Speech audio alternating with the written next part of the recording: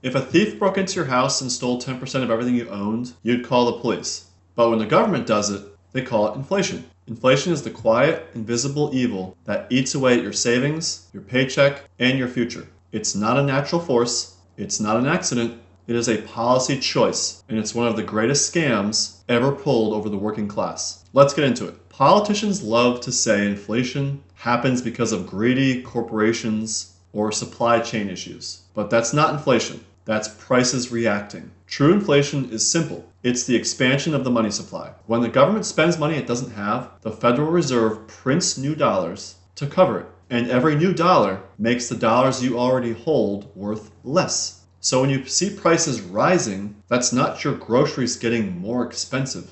It's just your money losing its value. It takes more of the same dollar to buy the same amount of goods and services.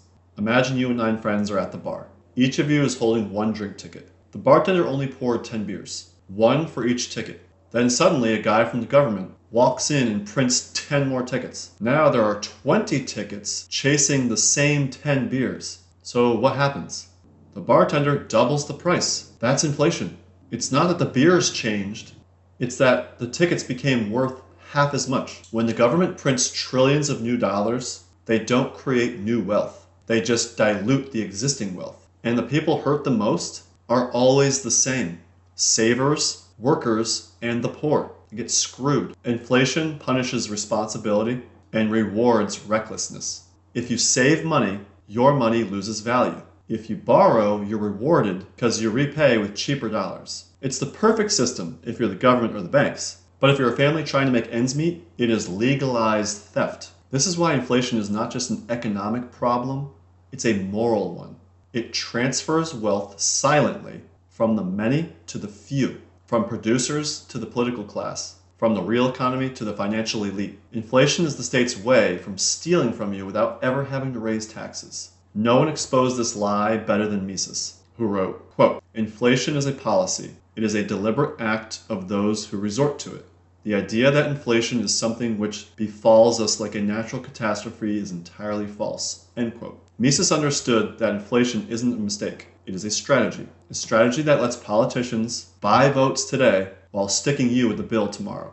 Austrian economics teaches that real prosperity comes from production and saving, not money printing and spending. But our leaders flip the script, believing they can print their way to prosperity. They can't. Every printed dollar steals purchasing power from the dollars already earned. It is a hidden tax and the most regressive one of all. Inflation is evil because it destroys trust. Trust in money, trust in savings, trust in the future. It eats away at the future. It's a slow motion betrayal of every worker, every saver, and every honest citizen trying to get ahead. So next time you hear a politician or the Fed say, "A little inflation is healthy," remember this. That's like saying a little theft is good for the economy, because you can't print prosperity and you can't steal your way to stability.